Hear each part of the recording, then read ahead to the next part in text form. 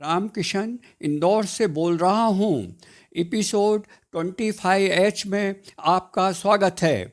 आज हमारा विषय है, हम लोगों के बीच में एक चर्चा दीर्घायु के ऊपर हुई, उसका ऑडियो टेलीफोन रिकॉर्डेड प्रस्तुत किया गया। इस संबंध में उसका ऑडियो वीडियो मैं यहाँ प्रस्तुत कर रहा हूँ। इस दौरान जिस विषय पर चर्चा हुई उसका ब्रीफ ये है। बताया गया कि एक मिस्टर एली टॉम अल अमीन पिछले 20 साल से ना कोई खाना लेते हैं ना पानी ही पीते हैं। यूट्यूब पर उनके कई वीडियो हैं। इस संबंध में चर्चा में ये आया कि अपने यहाँ के प्रहलाद जानी हैं, जिन्होंने पिछले 70 साल से ना कोई खाना खाया ना पानी पिया। इन 70 सालों में वे सिर्फ हवा पर ही जिंदा हैं। उनके ऊपर कई डॉक्टर्स की टीम ने भी रिसर्च की। इस विषय पर जिक्र आया श्री दद्दू जी का, जो इंदौर में ही हैं और हमारे क्लब में 2-3 बार आए।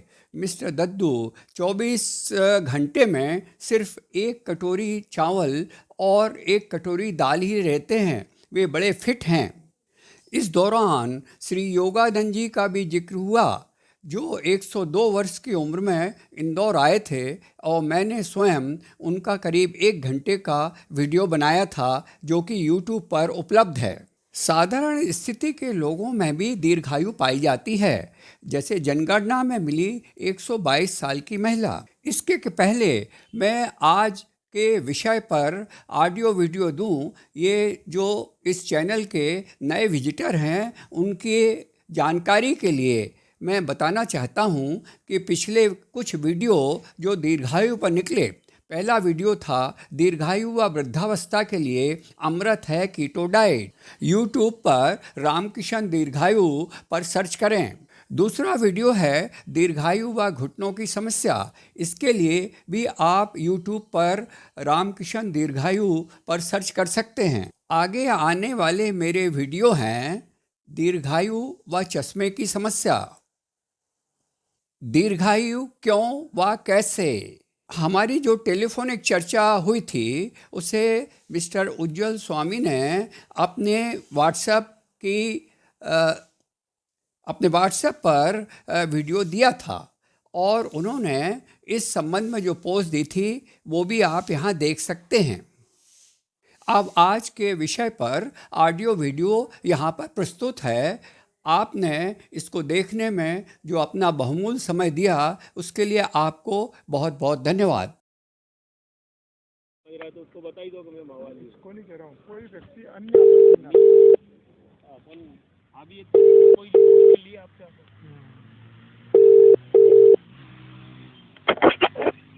आज तक हाँ सर, गर्ग साहब और हम साथ में ही बैठे हुए हैं और वो आपका अनुभव हम दोनों सुनना चाह रहे थे, तो मैंने कहा आपको कंफर्टेबल टाइप हो तो हम आपको सुने।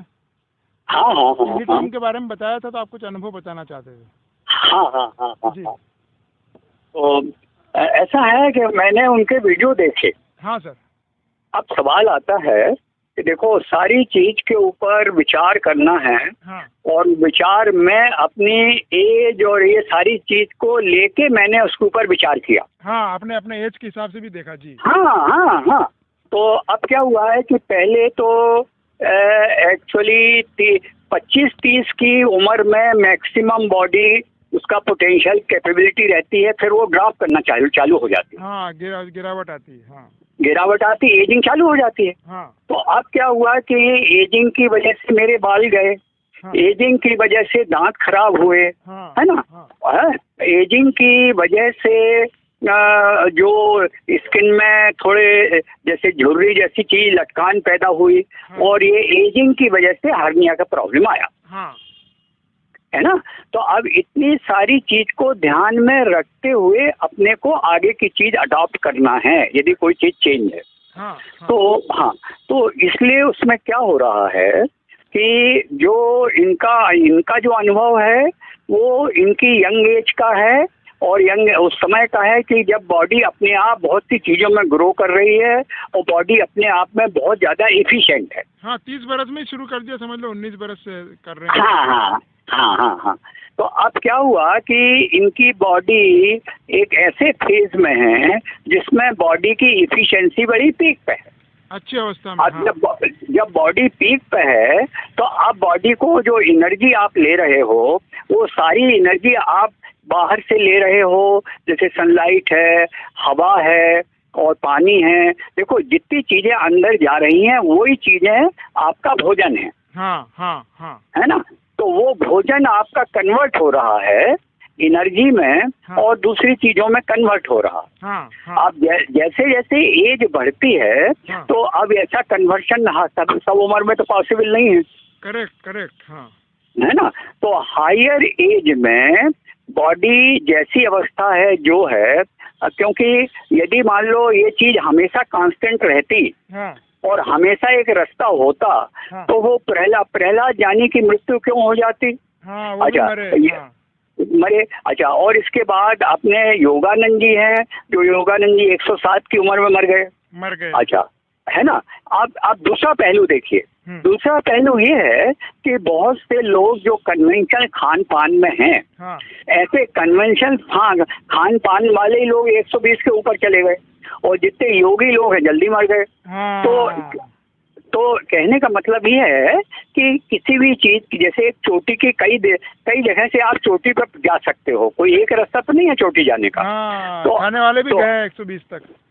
हाँ, तो अब सब नहीं, तो उसके लिए अपने को, तो मैंने अपने जो डिसीजन लिए हैं, मेरे डिसीजन ये हैं कि सबसे पहले मैं तो अपनी बॉडी को बहुत थारोली स्टडी कर रहा हूँ। हाँ।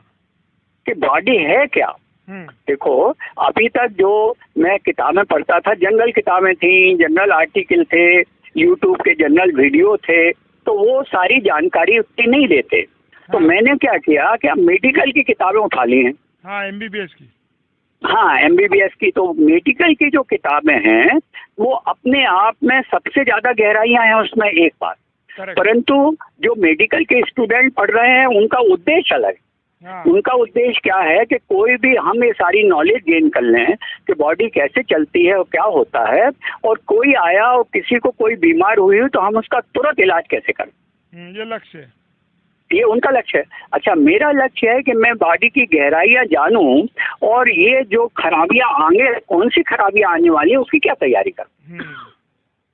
ये दोनों लक्ष्य अलग अलग है। एक लक्ष्य है इलाज का कि अच्छा, और उस इलाज में भी एक उनकी चॉइस क्या है, इलाज अभी हो जाए, कल चाहे उसके परिणाम कुछ भी हो उससे मतलब नहीं। हाँ। देखो वो दो जगह नहीं, वो अपनी जगह ठीक भी है क्योंकि आदमी तड़प रहा है, उसको दर्द हो रहा है, वो तो चाहता है हमारा दर्द अभी मिट जाए, कल चाहे हम कल मर जाए। इससे उसको मतलब नहीं है। तो अब क्या होता है कि जब हम बॉडी की पूरी स्टडी करते हैं तो जो इनके इलाज के तरीके हैं दवाई और सर्जरी, इनका मेन पूरी नॉलेज गेन करने के बाद वो यूज करते हैं दवाई और सर्जरी। तो अब जब आप दवा देते हो तो सबसे पहले दवा नेचुरल ना होने से बॉडी इसको रिजेक्ट करती है और निकालने की कोशिश करती है, और उस निकालने की कोशिश में सबसे ज्यादा असर बॉडी का पड़ता है वो आपकी किडनी और लंग्स पर पड़ता है। आपको दर्द तो ठीक है, आपने खाया दर्द चला गया, परंतु उससे आपकी किडनी ग्रसित हो गई और आपके लंग्स ग्रसित हो गए। अब जो किडनी और लंग ग्रसित हुए हैं उनको खराब होने में बहुत टाइम लगेगा, परंतु अभी आपका दर्द चला गया। हाँ, सिम्टोमेटिक रिलीफ हो गया। अच्छा, आप जैसे मान लो हर्निया का प्रॉब्लम आया, तो अभी हर्निया का प्रॉब्लम मान लो हम 1-1.5 साल से भुगत रहे हैं, तो वो क्या करते कि यदि 1-1.5 साल पहले चले जाते तो खट से ऑपरेट करके वो झिल्ली लगा देते। परंतु मैंने वही झिल्ली का ऐसा सब्स्टिट्यूट धीरे धीरे करके निकाल लिया है कि वो झिल्ली जैसे ही काम कर रहा है बाहर से, एक। और दूसरी चीज मैं क्या कर रहा हूँ, सारे मसल अपने स्ट्रॉन्ग कर रहा हूँ, जितने भी पेट और पेट के झोल ओल है। तो अब मैंने क्या किया है, पहली चीज तो अपनी फिजिकल की एक्सरसाइजेज बहुत बढ़ा दी, और वो ऐसी बढ़ाई है कि पेट और आसपास के सारे मसल स्ट्रॉन्ग हों। अच्छा, फिर मैंने प्राणायाम काफी बढ़ा दिया है। अच्छा, फिर इसके बाद मैंने अब ध्यान भी आज से चालू कर दिया है, ध्यान को भी बढ़ा दिया है। अच्छा, और ज्यादा से ज्यादा टाइम मैं ओपन और सनलाइट में रहता हूँ। बहुत बढ़िया, बहुत बढ़िया। अच्छा, खान पान जो है पके अनाज की वजह से उसको कम करते कच्चे में चला गया हूँ। बहुत बढ़िया। और जो लोकल है ना, मतलब देखो, एक ही चीज के लिए मल्टीपल चीजें मैं कर रहा हूँ। आखिर बीमारी है क्या? जहाँ आप प्राकृतिक व्यवस्था से हटे उसी को बीमारी बोलते हैं और उसी को एजिंग बोलते हैं। तो अब यदि आप प्रकृति के पास लौट के चले आओ तो धीरे धीरे क्या होगा कि आपकी आगे की बीमारी नहीं आएगी और जो बीमारियां हैं उनका क्योर चालू हो जाएगा। कहने का मतलब यह है कि जो हर्निया है तो धीरे धीरे जब पेट और सारे मसल्स जितने, अब मैंने मसल की जब जानकारी ली तो ढेर सारे मसल इन्वॉल्व हैं और सारे मसल्स की एक्सरसाइजेज इंट्रोड्यूस की और खान पान में सुधार किया तो अब मसल स्ट्रांग होंगे। और इसका जो सलूशन निकाला तो उसका जो इनके तरह के बेल्ट आ रहे हैं उसमें मैंने जो कॉम्बिनेशन निकाला है वो कॉम्बिनेशन सबसे बढ़िया है। यानी कॉम्बिनेशन है लंगोट और प्लस बेल्ट। और बाहर के लोग लंगोट जैसी चीज नहीं जानते, वो तो बेल्ट ही जानते हैं। तो अब ये जो कॉम्बिनेशन आया तो इसने क्या किया तो वो इतना प्रेशर अप्लाई करता है कि हड्डियां बाहर नहीं निकलता, ठीक है ना, उसको उस जगह पर रोक दिया गया। और जो ये एक्सरसाइजेज, खान पान, रहन सहन, सोच मैंने किया है उससे सब जब मसल बहुत स्ट्रांग हो जाएंगे तो नहीं निकलेगा। तो अब क्या होगा कि इसमें 4-6 महीने आपको धीरे धीरे धीरे वो क्रॉसओवर हो जाएगा, बॉडी जैसी थी वैसी आ जाएगी नॉर्मल। परंतु आज ये सब करने के लिए डॉक्टर की बस की बात नहीं है ये सब करना। ना डॉक्टर ये बता सकता है, ना समझा सकता है, मरीज समझ सकता है अच्छा उसको कितने पैसे मिलते नहीं मिलते। तो ये एक फील्ड ही अलग है। जो एक फील्ड जो क्योर का है, एक फील्ड है प्रिवेंशन का। तो अब ऐसी स्थिति में मेरी एज जो 78-79 है उस पर मैं इस पर नहीं जा सकता कि मैं हवा से, सांस से और सूर्य से इतनी एनर्जी ले लूं कि मुझे बाहर के फूड की एनर्जी की जरूरत ना पड़े। पूरा त्यागना तो मैं भी ठीक नहीं समझ रहा हूँ सर। नहीं, सुनो तो हाँ। तो अब क्या हुआ कि मैंने क्या किया, उसकी बातें भी ले ली। बातें कैसे ले ली कि प्राणायाम बढ़ा दिया। हाँ। तो प्राणायाम की एनर्जी बढ़ जाएगी सांस की। फिर मैंने ज्यादा ओपन और धूप बढ़ा दी तो ओपन और धूप भी इसमें आ जाएगी। तो इसका नतीजा क्या निकलेगा कि आपका भोजन कम हो जाएगा। भोजन कम हो जाएगा, हाँ। अच्छा, और उबला हुआ कम कर दिया तो वो कच्चे के ताकत और एंजाइम ज्यादा आ गए। तो एक तरफ से भोजन कम हुआ और दूसरी तरफ के आपके प्राणायाम, एक्सरसाइज और दिन भर टहलना, चलना, दौड़ना, जंप करना, सूर्य में रहना, तो ये सारी चीजें मिलके बॉडी को बेहतर बनाएंगे जिससे कि आगे की बीमारी नहीं होगी और जो बीमारी की रिवर्सल चालू हो जाएगी। ये मेरी थिंकिंग है। Exact sir, exact. मैंने स्वयं भी यही सोचा कि मैं पूरा सनलाइट पे नहीं रहूंगा पर मेरी भोजन की मात्रा जो है अब आधी हो जाएगी सर। इस बार मैं जैविक सेतु से आधा ही सामान लेके आया हूँ। तो क्योंकि मेरी पूर्ति अभी, चूंकि मेरी बॉडी कंपेरेटिवली काफ़ी यंग है हिसाब से, तो मेरी बॉडी इसको अडॉप्ट कर पा रही है। मैंने देखा अभी भी जैसे मैं लगभग सर मैं भूखा हूँ काफ़ी घंटों से और सनलाइट में बैठा हूँ और मेरी क्रेविंग मुझे महसूस नहीं हो रही है। मेरी बॉडी धूप में कंफर्टेबल है, वो सनलाइट से एनर्जी ले पा रहा हूँ। हाँ, ऐसा है। देखो बिल्कुल सीधा सीधा फंडामेंटल है। हाँ, कि बॉडी को दो चीजें चाहिए। हाँ, एक तो बॉडी का क्या हो रहा है, हमारे 1 मिनट में बॉडी के हर 1 मिनट में 18 करोड़ सेल मर जाते। 1 मिनट में। हाँ, हमारी बॉडी में कितने सेल हैं? हमारी बॉडी में 100 बिलियन सेल्स हैं। Okay, 100 billion sale. हाँ, 1 लाख करोड़ सेल हैं। हाँ, ठीक है। और 1 मिनट में सिर्फ 18 करोड़ मरते। ठीक है। तो 1 लाख करोड़ में 18 करोड़ बहुत छोटा सा फिगर है। छोटा सा फिगर। हाँ। पर हाँ, परंतु जो 18 करोड़ सेल को आपको वापस लाना है। यदि मान लो 18 करोड़ में 18 करोड़ वापस हो गए तो आपकी उम्र नहीं बढ़ेगी, बुढ़ापा नहीं आएगा। ओके। अब यदि मान लो 18 करोड़ मर गए और 18 करोड़ से कम वापस आए तो बुढ़ापा आ जाएगा। ये एजिंग है। ये इसी को एजिंग बोलते हैं, है ना। अब जो सेल वापस आएंगे, कहाँ से आएंगे वापस आएंगे कि एक तो जो एनर्जी उनको वापस लाने में ताकत लगेगी। अच्छा, फिर उनको कुछ आपको उनके 18 करोड़ के फूड भी चाहिए, फूड। हाँ, तो एक फूड आएगा जो बॉडी में आपका सरप्लस जमा है, एक उससे आएगा, पहले से पड़ा हुआ है। और दूसरी चीज ये है कि वो बाहर से लाया जाए। तो ये जो इक्वेशन है अलग अलग उम्र में अलग अलग होता है। करेक्ट।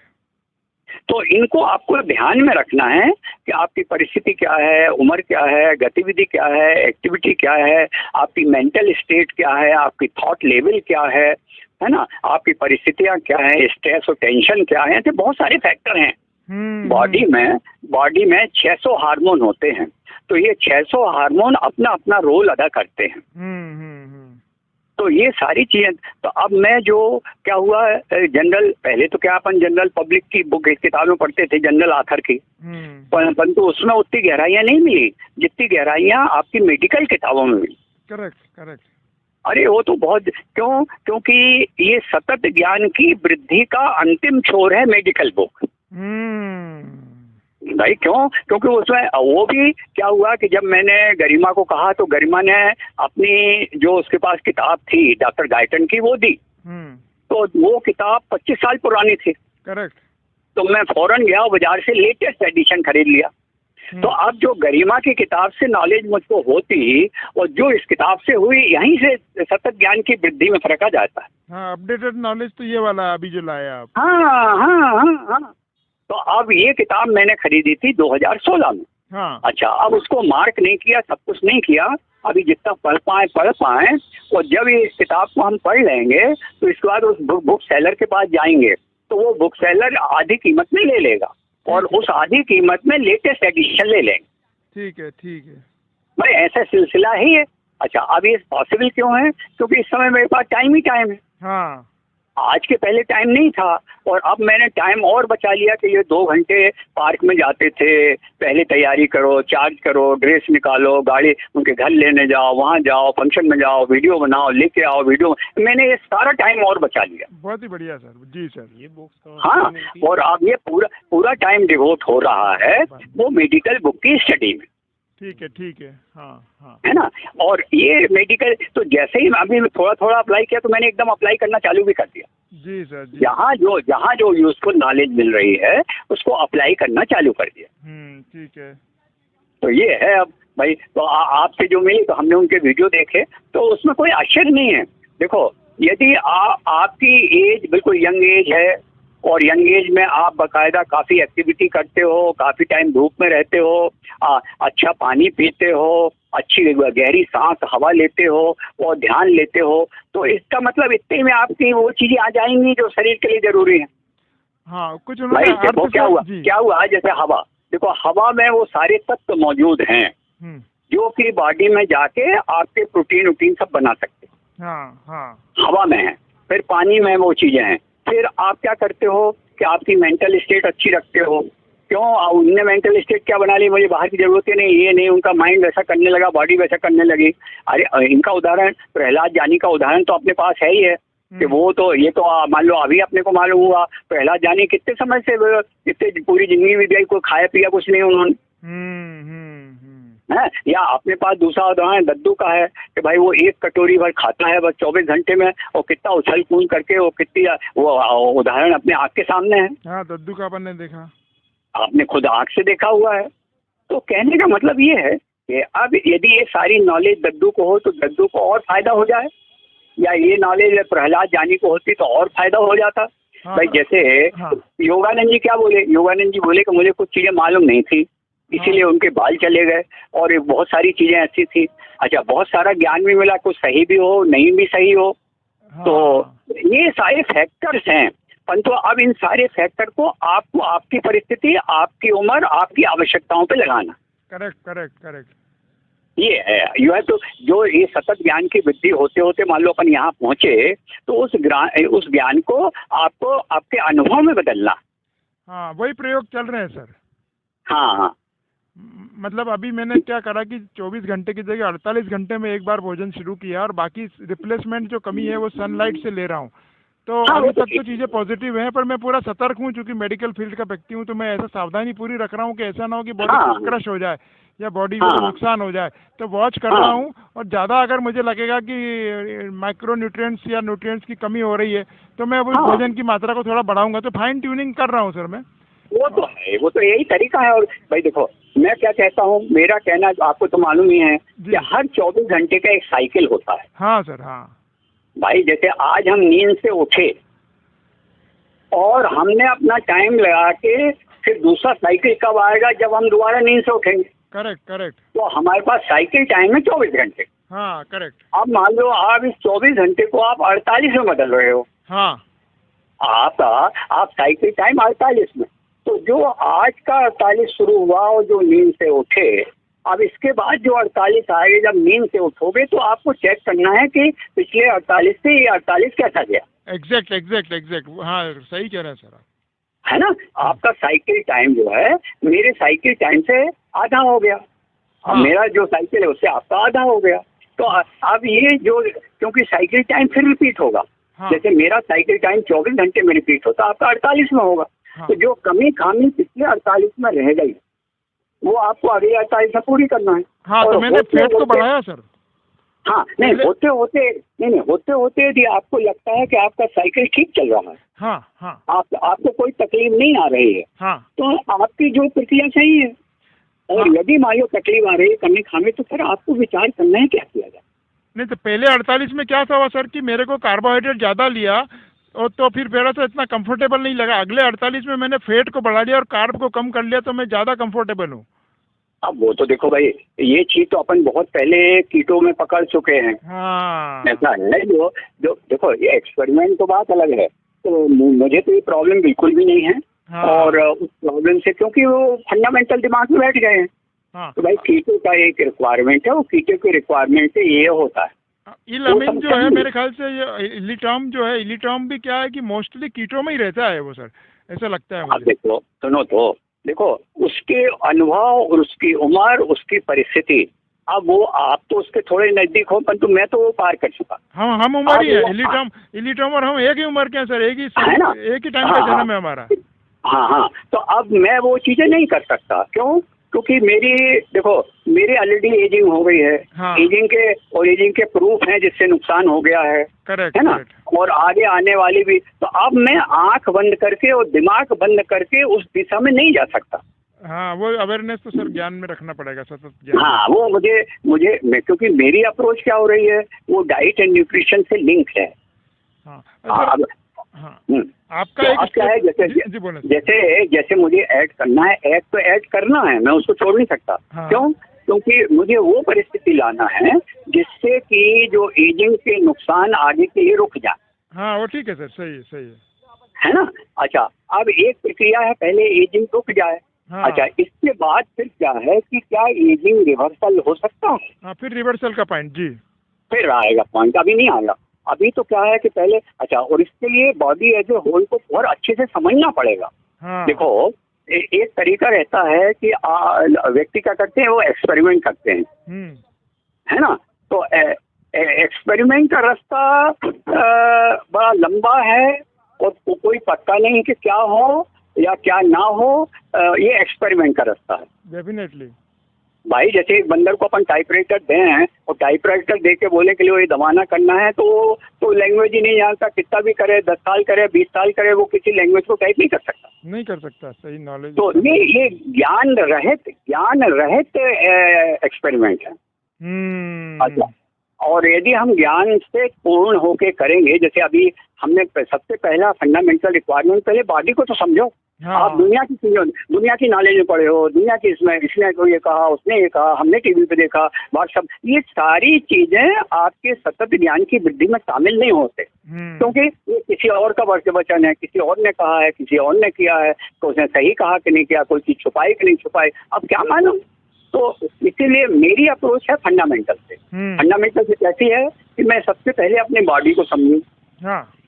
और जो मुझे करना है उस बॉडी को समझने के अनुसार करूं। हाँ। और उसके जो रिजल्ट आए उससे मैं फाइन ट्यून करूं। हाँ। This has been my approach.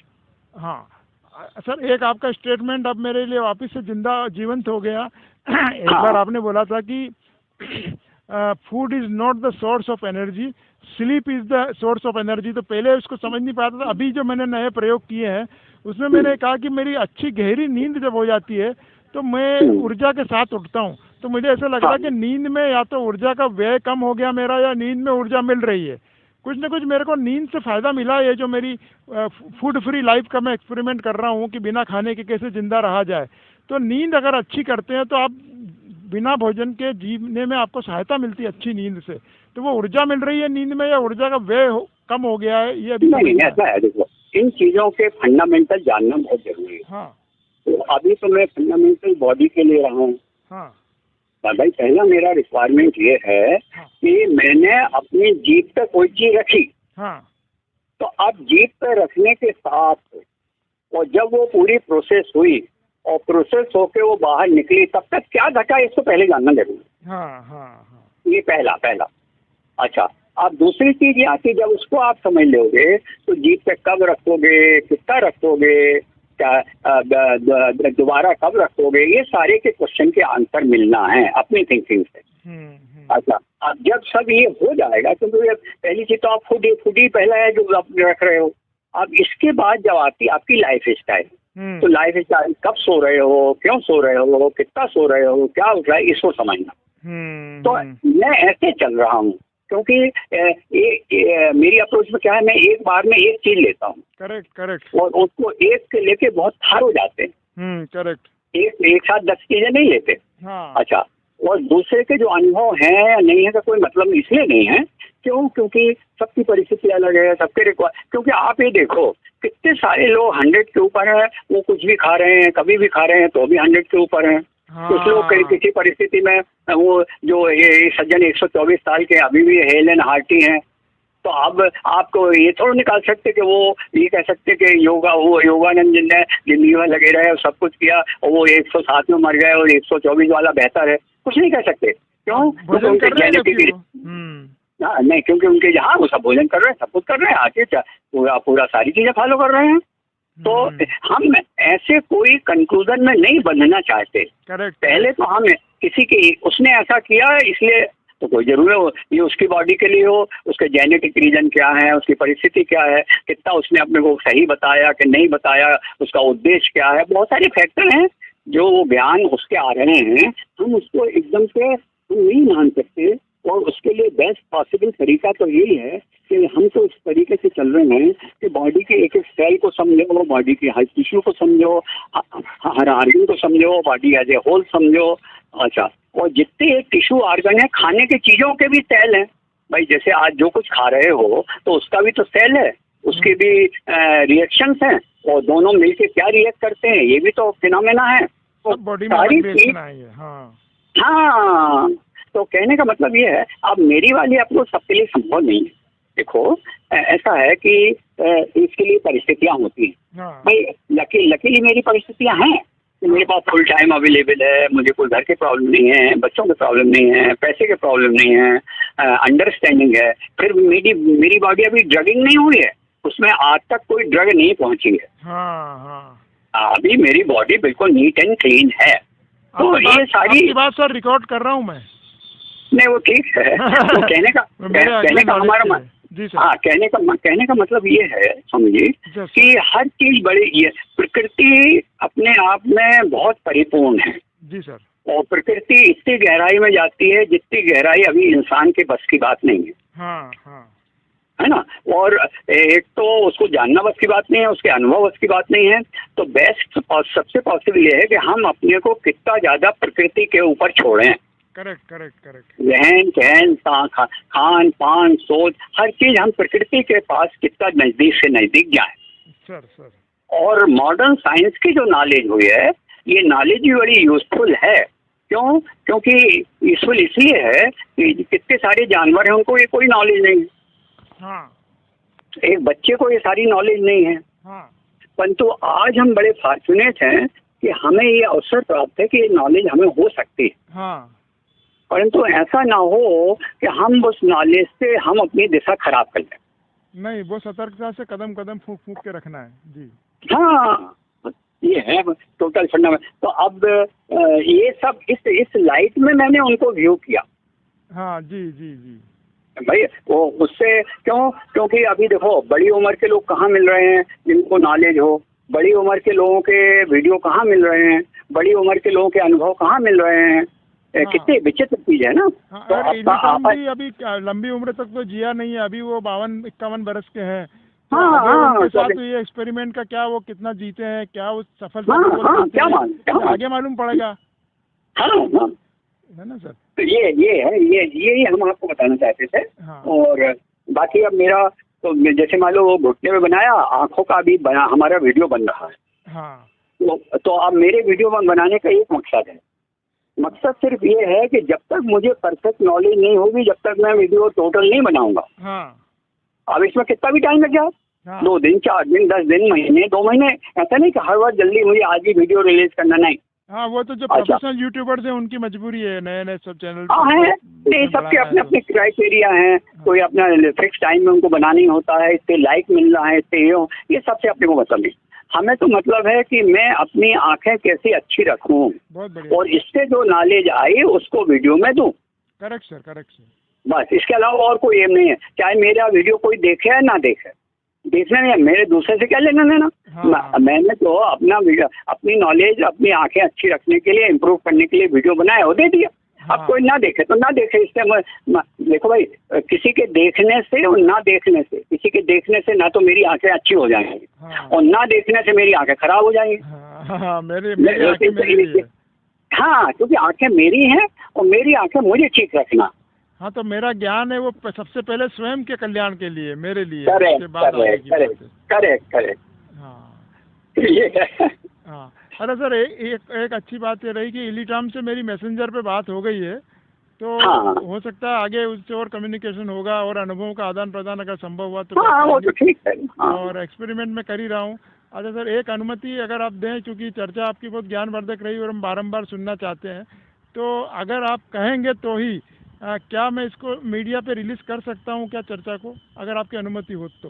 नहीं, रिलीज करने में तो कोई नुकसान नहीं है, क्योंकि अपन कोई ऐसी बातें कर ही नहीं रहे। जी सर। अपनी बात करने में ना कोई कमर्शियल इंटरेस्ट इन्वॉल्व है। हाँ, तो अपना actually- ना कोई एम इन्वॉल्व है, ना लाइक, ना कोई स्प्रेड, ना कोई धंधा, ना कोई प्रोडक्ट, ना कोई दुकान, ऐसी चीजें इन्वॉल्व ही नहीं है। हाँ, तो मैं क्या इस बहाने सर मैं भी बारंबार सुन लूंगा, और वो ज्ञान जो परस्पर आपसे बात करने के बाद जो नया अर्जित हुआ है, तो मुझे लगता है कि और जो जिज्ञासु पिपासु लोग होंगे, कोई जो और ज्ञान क्या, को उसमें जानना कोई चाहेंगे, प्रॉब्लम। तो उन तक वो पहुंचेगा।